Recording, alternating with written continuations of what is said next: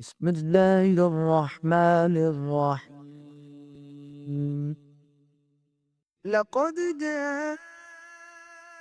جاءكم رسول من أنفسكم عزيز عليه ما عنتم حريص عليكم بالمؤمنين رؤوف رحيم.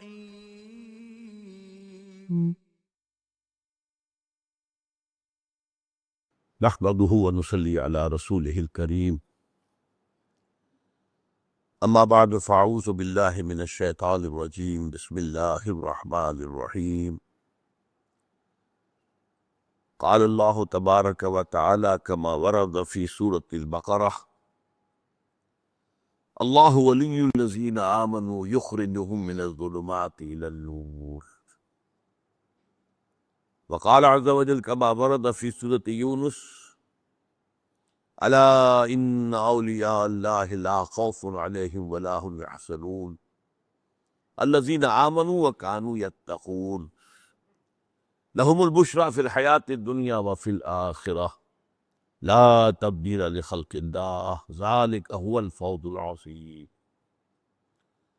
وقال عز وجل كما ورد في سورة قاف وَلَقَدْ خَلَقْنَا الْإِنسَانَ وَنَعْلَمُ مَا تُوَسْوِسُ بِهِ نَفْسُهُ وَنَحْنُ أَقْرَبُ إِلَيْهِ مِنْ حَبْلِ الْوَرِيدِ وقال عز وجل كما ورد في آخر سورة العلق فلا تطعه واسجد واقترب وقال عز وجل كما ورد في سورة بني إسرائيل أولئك الذين يدعون يبتغون إلى ربهم الوسيلة أيهم أقرب ويرجون رحمته ويخافون عذابه إن عذاب ربك كان محذورا صدق الله العظيم. وعن أبي هريرة رضي الله عنه قال قال رسول الله صلى الله عليه وسلم إن الله تعالى قال من عادى لي وليا فقد آذنته بالحرب وما تقرب إلي عبدي بشيء أحب إلي مما افترضته عليه وما يزال عبدي يتقرب إلي بالنوافل حتى أحبه فإذا أحببته كنت سمعه الذي يسمع به وبصره الذي يبصر به ويده التي يبطش بها ورجله التي يمشي بها وإن سألني لأعطينه وإن استعاذني لأعيذنه رواه الإمام البخاري رحمه الله. رب اشرح لي صدري ويسر لي أمري واحلل عقدة من لساني يفقهوا قولي.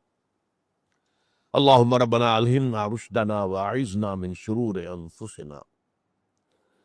اللهم أرنا الحق حقا وارزقنا اتباعه وأرنا الباطل باطلا وارزقنا اجتنابه آمین یا رب العالمین. نہایت اہم حدیث ہے اس کا کہ ہم آج مطالعہ کر رہے ہیں. یہ کیوں سمجھئے کہ ہمارے ہاں جو مضامین تصوف کے عنوان سے بیان ہوتے ہیں ان کا ایک بہترین بیان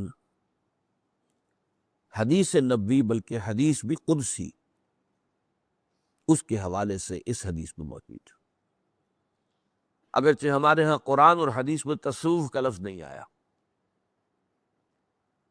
یہ ایک بعد کی اصطلاح ہے جس کے بارے میں یقین کے ساتھ یہ بھی معلوم نہیں ہے کہ اس کا اوریجن کیا ہے. زیادہ تر لوگوں کا خیال یہ ہے کہ یہ صوف سے بنا ہے، کہ ابتدائی جو صوفی تھے تابعین کے زمانے کے وہ اونی کپڑا پہنا کرتے تھے اور کوئی بنیان کا تو سوال ہی نہیں، تاکہ وہ اون جو ہے ان کے جسم کو تکلیف پہنچاتی رہے. ظاہر بات ہے کہ وہ کوئی جسم کے لیے کوئی وہ اس طرح کی چیز نہیں ہوتی بلکہ وہ تو کاٹتی رہتی ہے جسم، اس لیے وہ اونی لباس پہنتے تھے. صوف سے صوفی بن گیا، ایسا تصوف بن گیا. بہرحال مختلف رائے اور بھی ہیں، وہ میں اس وقت تفصیل میں نہیں جا سکتا. قرآن مجید میں اس کے لیے، حدیث میں اس کے لیے لفظ احسان ہے، اور یہ ہم پوری تفصیل سے حدیث جبرائیل کے مطالعے میں دیکھ چکے ہیں۔ اسلام، ایمان، احسان۔ آج در حقیقت وہی مضمون ہے جو ذرا مختلف انداز میں یہاں آ رہا ہے، اور یہ بھی عرض کر دوں کہ اس میں نہایت خطرناک مضامین بھی ہیں۔ خطرناک اس اعتبار سے کہ بہت باریک ہیں اور ان کے ضمن میں گمراہی میں مبتلا ہونے کا امکان موجود ہے۔ اس پہلو سے بہت ہی محتاط رہ کر بات کرنے پڑے گی۔ اس میں سب سے پہلے اس کا جو دو حصے ہیں اس کے، ان میں سے پہلا حصہ جو ہے مختصر ہے۔ حضرت ابو ہریرہ روایت کرتے ہیں حضور سے صلی اللہ علیہ وسلم، اور حضور نے فرمایا کہ اللہ تعالیٰ نے کہا ہے، حدیث قدسی کئی دفعہ بیان کر چکا۔ کیا کہا ہے؟ من عادی لی ولیا فقد آذنتہ بالحرب، جس شخص نے میرے کسی ولی کے ساتھ دشمنی رکھی تو اس کے لیے میری جانب سے اعلان جنگ۔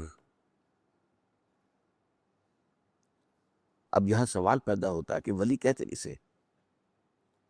ہمارے یہاں علم اولیاء اللہ اس معنی میں تو بہت مستعمل ہے۔ اولیاء اللہ، ایک ولی ہوتے کون؟ اس کے بارے میں ظاہر بات ہے کہ مختلف تصورات لوگوں کے ذہنوں میں ہیں۔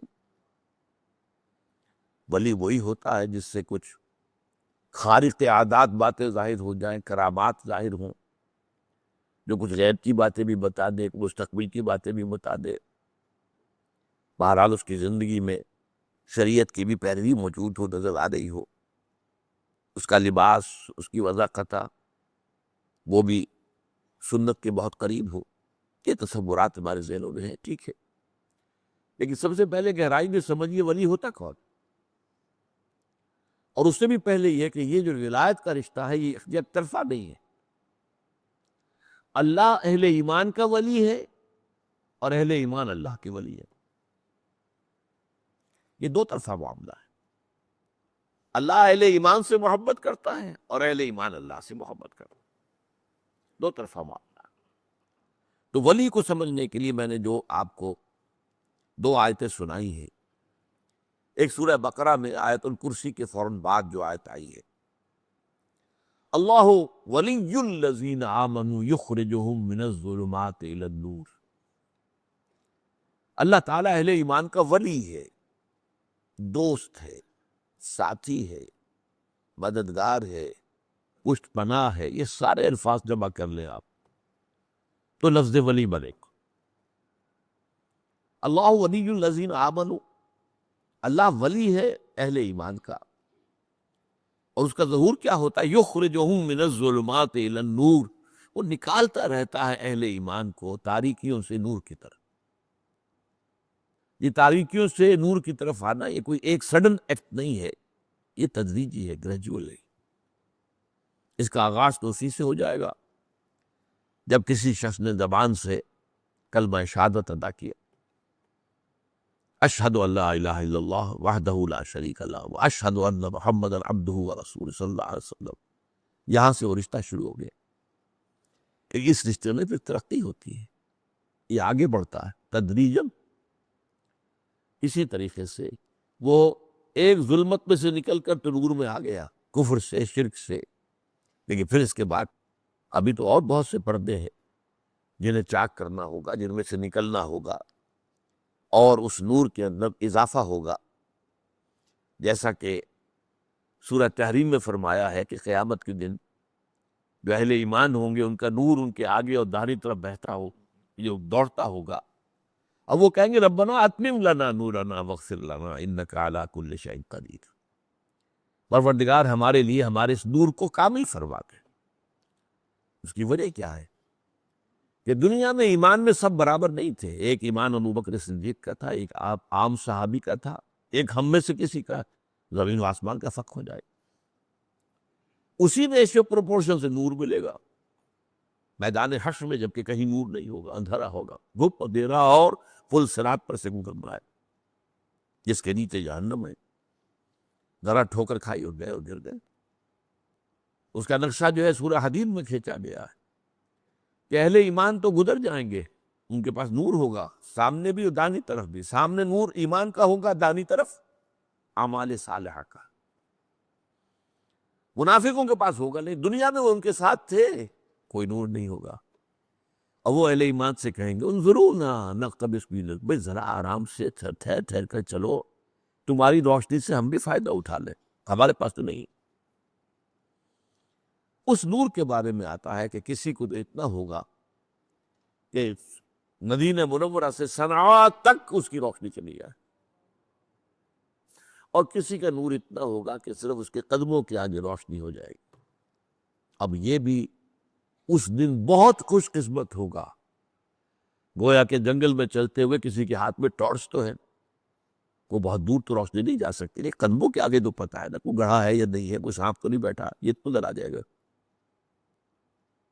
تو اس کا دوسرا پہلو جو ہے بیان کیا گیا، جن کے پاس کم نور ہوگا وہ اس پر اللہ سے دعا کریں گے کہ پروردگار ربنا اتمم لنا نورنا واغفر لنا، ہمارے کچھ گناہوں کی وجہ سے ہمارا نور مندھم ہے، تو ہمیں بخش دے، مغفرت فرما دے اور ہمارے نور کی تکمیل کر. تو اللہ ولی الذین آمنوا یخرجہم من الظلمات الی النور. اب اس کا دوسرا رخ آ رہا ہے. یہ سورہ یونس کی آیت ہے جو بہت عام وعظوں میں، تقریروں میں، عوامی جلسوں میں بہت پڑھی جاتی ہے. الا ان اولیاء اللہ لا خوف علیہم ولا هم یحزنون الذین آمنوا وکانوا یتقون لهم البشری فی الحیاۃ الدنیا والآخرہ لا تبدیل لخلق اللہ ذالک هو الفوز العظیم. آگاہ ہو جاؤ، اللہ کے اولیاء، اللہ کے ولی جو ہیں ان کے لیے کوئی خوف نہیں ہے، نہ کوئی حزن ہے. لہم البشری فی الحیات الدنیا الذین آمنوا وکانوا یتقون. اور یہ کون ہے جو ایمان لائے اور پھر تقوی کے روش پر گامزن رہے. لہم البشری فی الحیات الدنیا والآخرہ، ان کے لیے بشارتیں ہیں دنیا کی زندگی میں بھی اور آخرت میں بھی. لا تبدیل لخلق اللہ، یہ اللہ تعالیٰ کی تقدیر ہے، اس کی خلق کی ہے اسی اصول پر. ذالک هو الفوز العظیم، اور یہ مقام جس کو حاصل ہو گیا تو یہ بہت بڑی کامیابی. اب اس کا تجزیہ کیجیے، یعنی ولی کون ہے اس کو ڈیفائن کر دیا. الذین آمنوا وکانوا یتقون، وہ لوگ جو ایمان لائے اور انہوں نے تقوی کی روش اختیار کی. ایمان لائے کا مطلب ابھی میں نے بیان کیا، پہلا قدم تو ہو گیا شہادت، وربل اٹیسٹیشن. دوسرا قدم دل میں یقین پیدا ہو جانا. وَلَمَّا يَدْخُلِ الْإِيمَانُ فِي قُلُوبِكُمْ، بہت مرتبہ یہ آیت آئی ہے سورہ حجرات کی میرے بیان میں.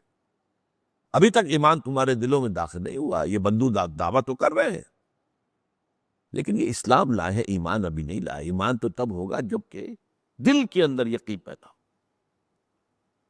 اور پھر اس سے بھی اگلا مرحلہ ہے، دل کے اس یقین کی انٹینسٹی اتنی ہو جائے کہ اتنا یقین ہو جیسے کہ اپنی آنکھوں سے کسی چیز کو دیکھ کر ہوتا ہے، جسے عین الیقین کہا جاتا ہے. یہ یقین کا درجہ، یہی احسان.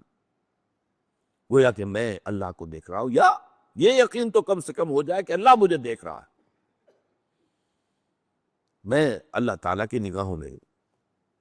تو یہ اس ایمان کے درجے ہوتے چلے جائیں گے، درجہ اول، درجہ دوم، درجہ سوم، اور اسی کا نام احسان ہے. وہی تصوف کی منزل ہے، یقین اس درجے ہو جانا کہ گویا کہ انسان اللہ کو دیکھ رہا ہے، کم سے کم یہ استحضار رہے ہر وقت کہ اللہ کی نگاہوں میں ہوئے. اسی طرح تقویٰ کے بھی مراحل ہیں.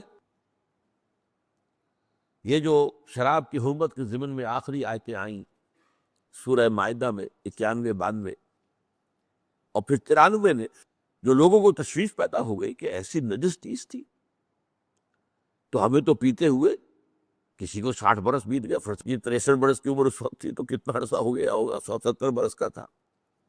اور یہ میں بتا چکا ہوں، عرب کے کلچر کا یہ جزو لازم تھا، جیسے آج مغرب کی تہذیب میں جزو لازم ہے. شراب کے بغیر کسی کھانے کا تصور نہیں ہے، کھانے کے ساتھ جو ہے شراب تو ہوگی. لیکن جب یہ لوگوں میں تشریح پیدا ہوئی تو فرمایا گیا لیس علی الذین آمنوا وعملوا الصالحات جناح فیما طعموا، وہ لوگ جو ایمان اور عمل صالح پر گامزن تھے، ان پر کوئی الزام نہیں، کوئی ملامت نہیں، کوئی گناہ نہیں، کوئی پرسش نہیں اس میں جو وہ پہلے کھا چکا۔ اس آخری حکم کے آنے سے پہلے جو کچھ کھایا پیا وہ معاف۔ اذا واتقوا، جبکہ انہوں نے تقوی پر روش برقرار رکھی، وآمنوا وعملوا الصالحات، اور مزید ایمان لائے اور مزید عمل صالح کیے، ثم اتقوا وآمنوا، پھر اور تقوی میں بڑھے اور ایمان میں بڑھے، ثم اتقوا واحسنوا، پھر اور تقوی ہوا اور احسان کے درجے پر فائز ہو گئے۔ میں نے کیا بات بتانی چاہیے آپ کو؟ ایمان اور تقوی دونوں کے تین مراحل ہیں، تین درجے۔ ایمان میں اقرار باللسان، پھر یقین قلبی، اور پھر یقین کی انٹینسٹی، اور تقوی ابتدائی، دوسرا، تیسرا۔ اب اس میں ذرا تھوڑا سا تجزیہ کر کے آپ کو بتا دوں اس ایمان کے ثمرات کیا ہیں، ایمان کا ظہور کن شکلوں میں ہوتا ہے۔ ایک تو ایمان کے خارجی ثمرات ہیں، یوں سمجھیے کہ مثال دے رہا ہوں آپ کو کہ ایک درخت ہے، آم کا درخت ہے تو آم لگیں گے۔ ایمان ایک ایسا درخت ہے کہ جس میں دو طرح کے پھل لگتے ہیں، ایک ظاہری جو نظر آتے ہیں، ایک باطنی پھل لگتے ہیں جو نظر نہیں آتے۔ ظاہری پھل کیا ہے؟ نمبر ایک، اطاعت، سم و اطاعت، اللہ کو مانا ہے تو اب اللہ اور اس کے رسول کے احکام کی اطاعت کلی، سنو اور من، فاسمعوا واطیعوا۔ دوسرا، جہاد فی سبیل اللہ، اللہ کی راہ میں جہاد، اور جہاد کے دو کھاتے ہو جائیں گے، اللہ کے پیغام کو دنیا تک پہنچانا، دعوت، اور اللہ کے دین کو قائم کرنا، نظام برپا کر دینا، اقامت۔ اس میں تن من دھن لگانا، مال اور اپنے جسم و جان کی قوتوں اور صلاحیتوں کو صرف کرنا ہی۔ اب یہ وہ چیزیں ہیں جو میں نے عرض کیا کہ جو خارجی جو ہے نظر آ جائے گا، کسی شخص میں اطاعت ہے یا نہیں ہے، نماز پڑھتا ہے یا نہیں پڑھتا، روزہ رکھتا ہے کہ نہیں رکھتا، کیا ہے اس کے اندر، ہے کہ نہیں ہے، حلال و حرام پر کاربند ہے کہ نہیں، نظر تو آ جائے گا۔ جہاد کرے گا تو نظر تو آئے گا، دعوت دے رہا ہے، تبلیغ کر رہا ہے، قرآن پڑھ رہا ہے، پڑھا رہا ہے، سکھا رہا ہے، پھیلا رہا ہے، پہنچا رہا ہے، اور اللہ کے دین کو قائم کرنے کی جد و جہد میں لگا ہوا ہے، ایک جماعتی نظم کے ساتھ، ڈسپلن کے ساتھ۔ تو یہ تو ہے خارجی یا ظاہری جو ثمرات، ثمر کہتے ہیں نا پھل کو، ثمرات، ایک خاص قسم کا آم آپ کو معلوم ہے جو خاص موسم ہے آم کا، ثمر بہشت اس کا نام رکھا گیا ہے، بہشت کا گویا کہ پھل ہے، بہت اونچی کوالٹی آموں کی ثمر بہشت ہے، چوسا جس کو کہ پھر اس کی خاص صورت ہے۔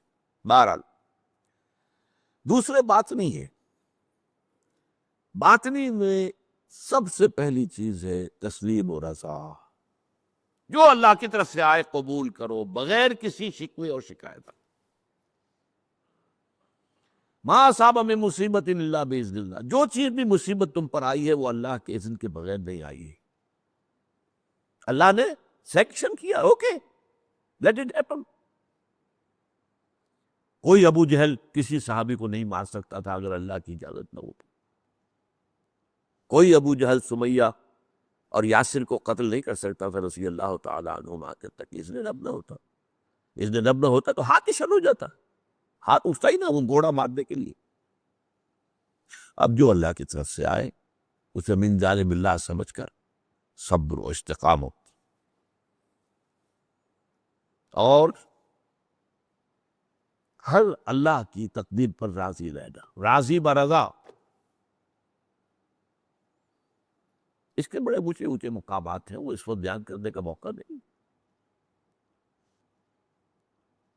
رضائے حق پہ راضی رہے، یہ ہر سے آرزو کیسا یوں ہو جائے، ارے تم کون ہوتے ہو؟ تم اللہ کو سجسٹ کرنا چاہ رہے ہو کچھ؟ Who are you? رضائے حق پہ راضی رہے، یہ ہر سے آرزو کیسا، خدا خالق، خدا مالک، خدا کا حکم تو کیسا، ہو آر یو؟ کہ بڑا عارفانہ شعر ہے اکبر الہٰبادی کا، اگرچہ وہ مشہور تھے مزاحیہ شاعری کے لیے لیکن ان کے بہت صوفیانہ اشعار بھی۔ رضائے حق پہ راضی رہے، یہ حرف آرزو کیسا، خدا خالق، خدا مالک، خدا کا حکم تو کیسا۔ تو یہ رضائے رب، راضی برضائے رب، تسلیم و رضا. ہم بھی تسلیم کی خو ڈالیں گے، بے نیازی تیری عادت سے صحیح ہے اللہ، ٹھیک ہے، سر تسلیم خم ہے، جو مزاج یار میں آئے ہم حاضر ہیں، جو تیرا جو بھی فیصلہ ہے دل سے قبول. اسی کا ایک حصہ تفویض الامر الی اللہ، اپنے معاملے کو اللہ کے حوالے کر دینا.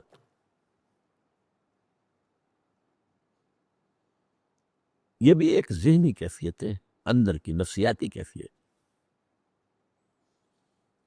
تفویض الامر الی اللہ، وافوض امری الی اللہ ان اللہ بصیر بالعباد. میں کاہے کو چنتا کروں، کاہے کو تشویش میں مبتلا ہو جاؤں، کاہے کو؟ میرا رب جانتا ہے میری ضرورت کیا ہے.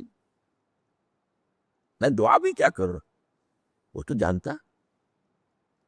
میں نے باہر آپ کو بتایا ہے، ایک مقام پر آ کر ایمان پہ ایک درجے میں دعا ختم ہو جاتی ہے. دعا رہ جاتی ہے صرف اے اللہ ہدایت میں اور اضافہ کر، اے اللہ علم میں اور اضافہ فرما، رب زدنی علما، اے اللہ استقامت عطا فرما. دعا یہ دے دے، یہ دے دے. اچھا تم اللہ کو سکھا رہے ہو، پڑھا رہے ہو، تمہیں کیا پتا یہ شے تمہارے حق میں اچھی بھی ہے کہ نہیں. آسان تکرہوا شیئا وہو خیر لکم وآسان تحبوا شیئا وہو شر لکم واللہ یعلم وانتم لا تعلمون. ہو سکتا ہے تم کسی چیز کو ناپسند کرو حالانکہ اسی میں تمہارا خیر ہو، تمہیں کیا پتا. اور کسی چیز کو پسند کرو اور اس میں تمہارے لیے شر ہو، اللہ جانتا ہے تم نہیں جانتے. حوالے کرو نا بھائی، اے اللہ جو تیرا خیر. یہ بات نہیں صبرات ہے، یہ بات. اسی لیے ایک شعر ہے بہت پیارا، کار ساز ماں بے فکر کار ماں. میرا کارساز خود میرے معاملے کی فکر کر رہا ہے. ہم پڑھ چکے پچھلی حدیث میں، جب میرا بندہ اپنے کسی بھائی کے کام میں لگا ہو میں اس کے کام میں لگ جاتا ہوں. پڑھ چکے کہ نہیں؟ آپ اللہ کے کام میں لگ جائیے، اللہ آپ کے کام پورا کرے گا. آپ تلمنگ لگا دیجیے اللہ کے دین کے لیے، He will take care of all your affairs. کار ساز ماں بے فکر کار ماں، فکر ماں در کار ماں آزار ماں. جب میں اپنے معاملات میں خود غور فکر کا نتیجہ نکالتا ہوں تو کوئی الٹا پڑتا، آزار ہو جاتا ہے، میرے لیے باعث تکلیف ہو جاتا، تو کیوں نہ اس کے حوالے کر دوں. وَفَوِّضُ أَمْرِي إِلَى اللَّهِ إِنَّ اللَّهَ بَصِيرٌ بِالْعِبَادِ. اسی بات میں صبرات میں سے توکل علی اللہ. کسی ذریعے پر، مادی پر، کسی سبب پر کوئی اعتماد اور توکل نہ رہے سوائے اللہ. مسبب الاسباب.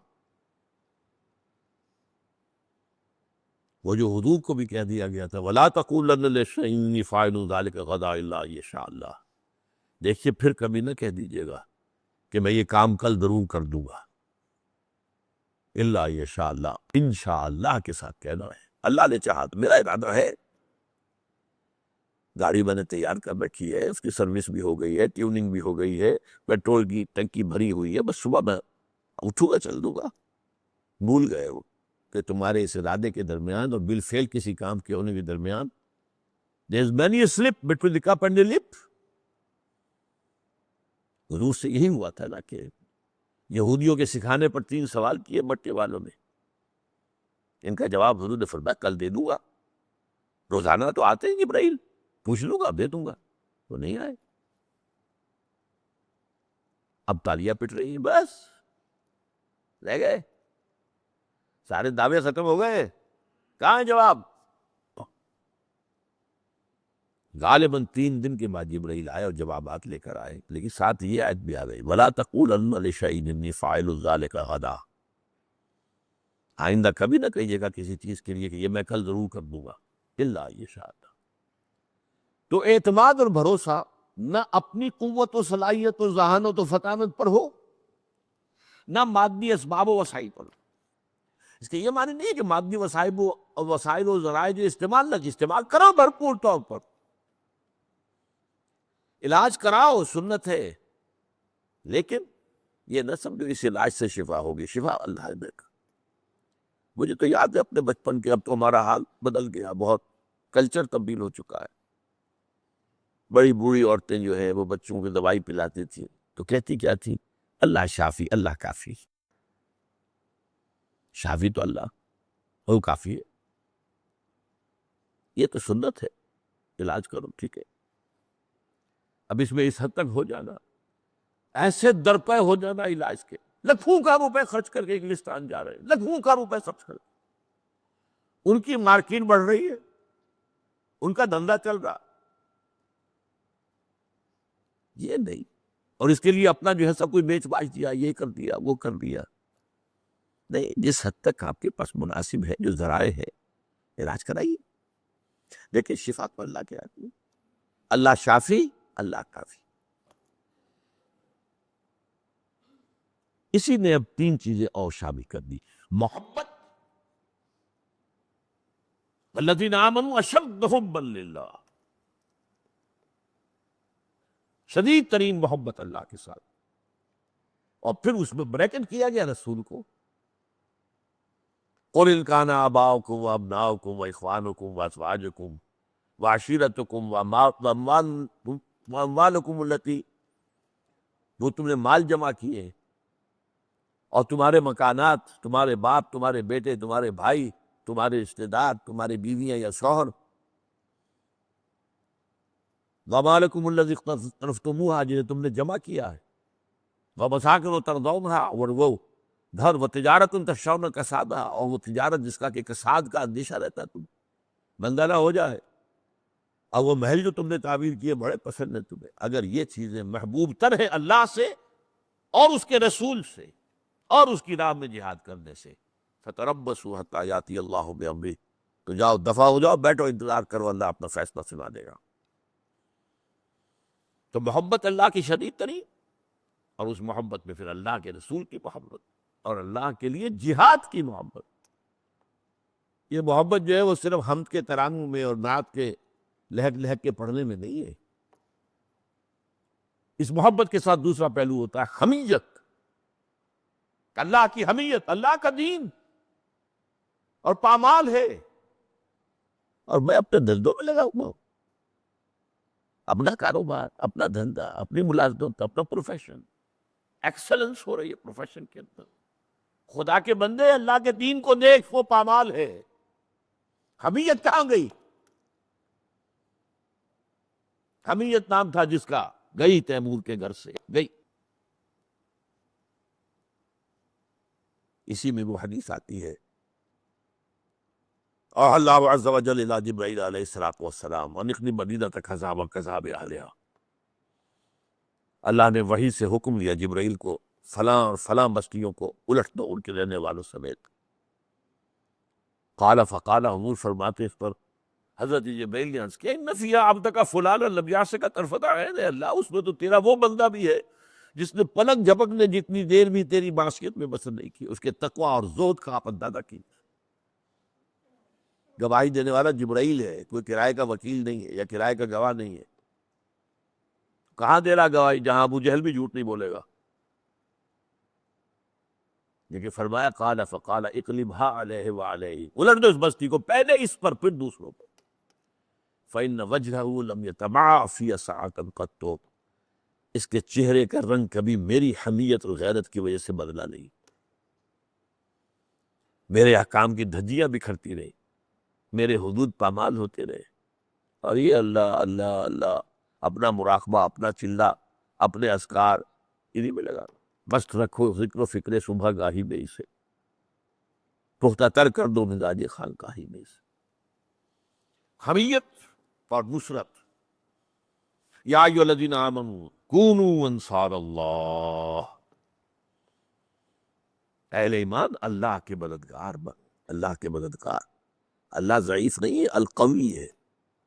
تمہارا امتحان ہے کہ اس کا دین جو پامال ہے اسے کھڑا کرنے کے لیے تن من دھن لگاتے ہو یا نہیں لگاتے. بس کھڑا کر دینا تمہارے بس میں نہیں ہے، اس میں تن من لگا دینا تو تمہارے بس میں ہے نا. بس یہ کامیابی ہے. کتنے نبی چلے گئے، ان کے ہاتھوں کوئی تبدیلی نہیں آئی، خراب نہیں برپا ہوا. معدود چند لوگوں نے مانا، باقی سب کو ہلاک کر دیا. حضور کے دست مبارک سے انقلاب آیا، نظام آیا، کھڑا ہو گیا نظام. جاء الحق وزهق الباطل ان الباطل کان زہوقا. یہ تکمیل رسالت کا مظہر ہے سب سے بڑا حضور پر، تکمیل رسالت. تو یہ ہے نصرت اللہ کی اور اس کے رسول کی، تاکہ اللہ دیکھ لے کون ہے مددگار اس کے اور اس کے رسول کی.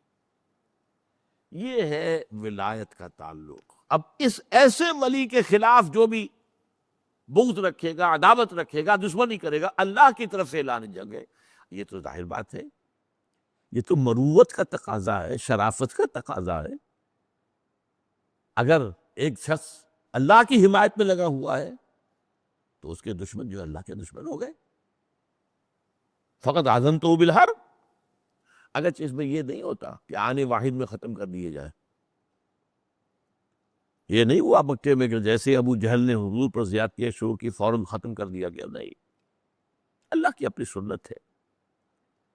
وہ اہل ایمان کو بھی پہلے اچھی طرح ٹھوک بجا کر دیکھتا ہے. امتحانات اور امتحان کافروں کے ہاتھ ہی آئیں گے نا. اگر کافر اول دن ختم ہو جاتے تو امتحان کہاں سے آتا؟ کس کے ہاتھوں آتا؟ آزمائش کس کے ہاتھوں آتا؟ وہ تو آزمائش جب آتی ہے تو پتہ چلتا ہے کون کتنا کھرا ہے کتنا کھوٹا ہے، کس میں کوئی کھوٹ ہے یا نہیں ہے. احسب الناس ان یترکوا ان یقولوا آمنا وهم لا یفتنون. کیا لوگوں نے سمجھا تھا کہ اسی پر چھوڑ دیے جائیں گے کہ ہم ایمان لے آئے کہہ دیں، اور انہیں آزمایا نہیں جائے گا؟ وَلَقَدْ فَتَنَّا الَّذِينَ مِن قَبْلِهِمْ. ہم نے تو آزمایا ہے ان سب کو جو ان سے پہلے آئے. فَلَيَعْلَمَنَّ اللَّهُ الَّذِينَ صَدَقُوا وَلَيَعْلَمَنَّ الْكَاذِبِينَ. اللہ تو دودھ کا دودھ پانی کا پانی علیحدہ کر دے گا. یہ ہے سچے جس نے اپنا وعدہ پورا کیا، عہد نبھایا، اور یہ ہے جھوٹے جنہوں نے وعدے کیے تھے جھوٹے تھے. تو یہ بات جو ہے فطری ہے. من عادى لي وليا فقد آذنته بالحرب. یہ تو ہے پہلا حصہ، اور اس میں ہمارا وقت ختم ہو گیا. الگ یہ تو چھوٹا حصہ تھا. اب جو خطرناک موضوع ہے وہ اگلا ہے. اس میں ایک بہت عظیم مسئلہ سامنے آ رہا ہے، اس کا سمجھنا بہت ضروری ہے. تقرب الی اللہ کے دو مراحل بیان کیے اس حدیث میں. فرمایا ما تقرب الی عبدی بشیء احب الی مما افترضته علیہ. میرا بندہ جب میرا قرب حاصل کرنے کی کوشش کرتا، تقرب جو ہے باب تفاعل ہے، محنت سے کوئی کام کرنا، کوئی چیز حاصل کرنا محنت کے ساتھ. تقرب تعلم علم حاصل کرنا محنت کے ساتھ، مسلسل پہم جد و جہد کے ساتھ. من تقرب الی عبدی ما تقرب الی عبدی بشیء احب الی مما افترضته علیہ. میرا بندہ جب میرا قرب حاصل کرتا ہے تو جن چیزوں سے حاصل کرتا ہے ان میں مجھے محبوب ترین وہ ہیں کہ جو میں نے اس پر فرض کر دی. اس کے برعکس وما یزال عبدی یتقرب الی بالنوافل. اور نہیں ہوتا یہ کہ میرا بندہ میرا قرب حاصل کر رہا ہو نوافل کے ذریعے سے، یہاں تک کہ ایک مقام آ جاتا حتی احبہ، کہ میں اس سے محبت کرنے لگتا ہوں. فَكُنْتُ السَّمْعُ الَّذِي يَسْمَعُ بِهِ. پھر میں اس کے کان بن جاتا ہوں جن سے وہ سنتا ہے. اب دیکھیے یہاں میں نے کہا تھا ہوشیار کے رہ بردب تیزست قدم رہا، ہوشیار ہو جائیے. اب ایسا پل صراط کا مقام آ گیا ہے کہ ذرا ادھر سے ادھر ہوئے تو معاملہ خراب ہو جائے. اللہ بندے کا کان بن جاتا. وہ بصر الذی یبصر بہ، میں اس کے وہ آنکھیں بن جاتا ہوں جس سے وہ دیکھتا ہے. اللہ اکبر، کیا مطلب ہے اس کا؟ کون سمجھے گا؟ وَیَدَهُ الَّتِی یبطش بہا، اور میں اس کا ہاتھ بن جاتا ہوں جس سے وہ پکڑتا ہے.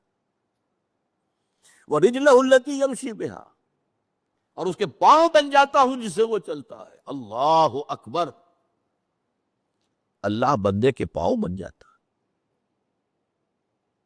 یہ کون سا مقام ہے؟ اب ان دونوں میں بلند تر کون سا مقام ہے؟ دیکھیے یہاں بھی وہی بات آئے گی میں نے عرض کیا ہے کئی دفعہ، جہاد کے 3 مراحل ہیں: نفس کے خلاف جہاد، باطل نظریات کے خلاف جہاد، اور نظام باطل کے خلاف جہاد۔ سب سے اونچا کون سا ہے؟ نظام باطل کے خلاف جہاد۔ اہم ترین کون سا ہے؟ نفس کے خلاف جہاد۔ ایو الجہاد افضل، افضل ترین جہاد وہ ہے نچلا والا، پہلی منزل کا۔ اس لیے کہ پہلی منزل ہوگی تو دوسری بنے گی، دوسری ہوگی تو تیسری بنے گی۔ اسی طرح یہاں پر بھی وہی، اب اس کو فوری کنٹراسٹ کہیے، تضاد نہیں، لیکن یہ کہ فوری طور پر ایک کنٹراسٹ تھا سامنے آتا۔ سب سے محبوب تو ہے فرائض کے ذریعے سے تقرب حاصل کرنا، محبوب وہ ہے۔ سب سے بلند یہ ہے۔ اب اس میں پہلی بات تو سمجھنے کی یہ ہے کہ اللہ سے تقرب کے معنی کیا ہے؟ کیا اللہ کہیں دور ہے؟ وہ سیڑھی چڑھ کے جانا پڑے گا اس کے پاس؟ یہ تو نہیں ہے۔ وہ تو میں نے آیت آپ کو سنا دی، سورہ قاف، وَلَقَدْ خَلَقْنَا الْإِنسَانَ وَنَعْلَمُ مَا تُوَسْوِسُ بِهِ نَفْسُهُ وَنَحْنُ أَقْرَبُ إِلَيْهِ مِنْ حَبْلِ الْوَرِيدِ۔ ہم نے ہی انسان کو پیدا کیا، ہمیں معلوم ہے اس کا نفس اندر سے کیا وسوسہ اندازی کرتا رہتا ہے۔ یہ نفس امارہ، ان النفس لامارۃ بالسوء، we know it، ہم ہی نے بنایا نا۔ وہ ساری خواہشات ہم نے رکھی اس نفس کے اندر، وہ سارے اینیمل انسٹنکٹس ہم ہی نے رکھے ہیں نا اس کے اندر، we know it۔ کیا گھڑی سانس کو پتہ نہ ہوگا گھڑی میں کون سے پڑ رہے ہیں؟ لیکن یہ کہ وَنَحْنُ أَقْرَبُ إِلَيْهِ مِنْ حَبْلِ الْوَرِيدِ، ہم اس سے قریب تر ہیں اس کی رگِ جان سے بھی، سب سے بڑی جو رگ۔ تو اللہ تو اتنا قریب ہے، پھر تقرب نہیں جا بنے۔ یہ بات غور طلب ہے۔ اللہ قریب ہے، ہم دور ہیں۔ بہت پیارے اشعار ہیں: کرا جوئی چرا در پیچ و تابی، کہ اوں پیداس تو زیر نقابی۔ کسے ڈھونڈ رہے ہو بھائی آ کر یہاں جنگل کی گپھاؤں میں اور غاروں میں اور پہاڑوں کی چوٹیوں پر؟ کسے ڈھونڈ رہے ہو؟ یہ پیچ و تاب کیا ہے تمہارے اندر؟ یہ فلسفہ اور یہ عقل اور اس کے گھوڑے دوڑا رہے ہیں ذات و صفات باری تعالیٰ کے بارے میں، یہ پیچ و تاب۔ اسی کشمکش میں گزری میری زندگی کی راتیں، کبھی سوز و ساز رومی، کبھی پیچ و تاب رازی۔ یہ پیچ و تاب، اقبال نے اس حرف پیچا پیچ کہا ہے، فلسفہ، منطق۔ کرا جوئی چرا در پیچ و تابی، کرا چہرہ چرا چہرہ۔ یہ فارسی میں اس طرح شعری ضرورت کے تحت یوں بنتے ہیں الفاظ کہ تو پیدا، کہ او پیداس تو زیر نقاب، وہ تو سامنے ہے، ظاہر ہے، پردہ تو تمہاری آنکھ پہ پڑا ہوا ہے، زیر نقاب تو تم ہو۔ یہی وجہ ہے جنہیں عام طور پہ داتا نظم بخش کیا دیا جاتا ہے، شیخ عثمان بن علی الجلابی ثم حجویری ثم لاہوری، ان کی کتاب یہ تصوف کی بالکل ابتدائی کتابوں میں سے ہے، کشف المحجوب، بالکل ابتدائی، امہات الکتب میں سے تصوف۔ نام کیا ہے؟ کشف المحجوب۔ حجاب میں ہم آئے ہوئے ہیں، وہ تو ہے، ہر جگہ ہے، وہ معکم اینما کنتم، تم جہاں بھی ہوتے ہو تمہارے ساتھ ہوتا ہے۔ اب یہ پھر بڑا خطرناک مسئلہ، اس پہ بڑی بحثیں ہیں۔ کیا اللہ یہاں ہے؟ وہ تو کہہ رہا جہاں بھی تم ہوتے ہو میں ہوتا ہوں۔ اب اس میں ایک تعبیر کی گئی، صفاتی طور پر ہوتا ہے کہ وہ ہماری ہر بات کو دیکھ رہا ہے، وہ کہیں دور بیٹھا ہوا، یہ ایک خاص تصور ہے جو اکثر کم سے کم جو بھی ذہن و فکر کی کوئی اونچی سطح رکھتے ہوں وہ اس کو قبول کرتے ہوئے تیار نہیں۔ اللہ کسی جگہ پر محدود ہے؟ نہیں۔ کیسے؟ ہمارے صاحب نہیں جانتے۔ اس میں یہ ہے اصل میں جو بچانے والا راستہ ہے۔ اللہ دیکھتا ہے، کیسے دیکھتا ہے ہم نہیں جانتے۔ کیا اس کی آنکھیں اس طرح کی؟ کیا اسے بھی دیکھنے کے لیے روشنی کی ضرورت ہوتی ہے؟ بہت سے جانور ہمیں معلوم ہے جو بغیر روشنی کے دیکھتے ہیں، اللہ کیسے دیکھتا ہم نہیں جانتے۔ وہ سنتا ہے، یہ جانتے ہیں ہم، کیسے سنتا آپ نہیں جانتے، وہ ہمارے ساتھ ہے، اس میں کوئی شک نہیں، کیسے ہے یہ ہم نہیں جانتا۔ اس کیسے کی کھود قرآن میں جب پڑھے تو وحدت الوجود نکل آیا، وحدت الشعور نکل آیا، وہ فلسفے بڑے بڑے نکل آئے، وہ عقل و خرد کی بڑی اونچی منزلوں پر جا کر آدمی کی کچھ سمجھ میں تو آ سکتے ہیں، ورنہ اسی میں کفر ہے، اس کا ہر چیز اللہ ہے، اس کا مطلب ہے اس میں سے وہی پھر ہماؤس نکل آیا۔ یہ سارے فلسفے انسانوں نے اسی سوچ میں تو نکالے ہیں۔ لیکن یہ کہ میں نے کہا تھا نا کہ ہوشدار کہ وہ بردب تیغست قدم را، تو اس اعتبار سے تقرب کا مفہوم کیا ہے کہ اللہ کی طرف باطنی طور پر بڑھنا، اور بڑھنے کے لیے کہیں دور جانے کی ضرورت نہیں ہے، اپنے ہی اندر۔ وہ جو میں نے بارہا آپ کو سنایا ہے شعر عبد القادر بیدل کا، ستم است گر ہوست کشت کے بسیر سرو تھمن درا، تو ان کا کم نہ دمی دئی درے دل پشاب چمک درا۔ بڑے ستم کی بات ہے کہ تمہاری خواہش نفس تمہیں کہے چلو بھائی ذرا باغ میں جا کے دیکھو، سرو سمن کی سیر کرو، دیکھو کیسے اچھے اچھے پھول ہیں، کیسا سبزہ ہے۔ ارے تم خود گنچے سے کم دمکتے ہوئے نہیں ہو، تم تو اللہ کی تخلیق کا کلائمیکس ہو۔ ذرا کبھی اپنے دل کے دروازے کھولو، اندر کا جو باغ ہے کبھی اس میں داخل ہو کر سیر پر، کہ اپنے من میں ڈوب کر پا جا سراغ زندگی۔ تو وہ تو ہے، وہ کہیں دور نہیں ہے، تم جو ہے اس کی طرف متوجہ نہیں ہو، تمہاری ساری توجہ جو ہے دنیا کی طرف ہے، تمہاری ساری بھاگ دوڑ دنیا کے لیے، تمہاری ساری سوچ بچار دنیا کے لیے، تم اس کی طرف متوجہ نہیں ہوتے۔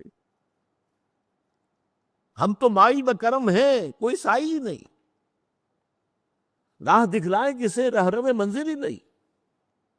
یہ جو حدیث میں آتا ہے کہ رات کے آخری حصے میں اللہ سمائے دنیا تک اتر آتا ہے، کیسے اتر آتا ہے یہ ہم نہیں جانتے۔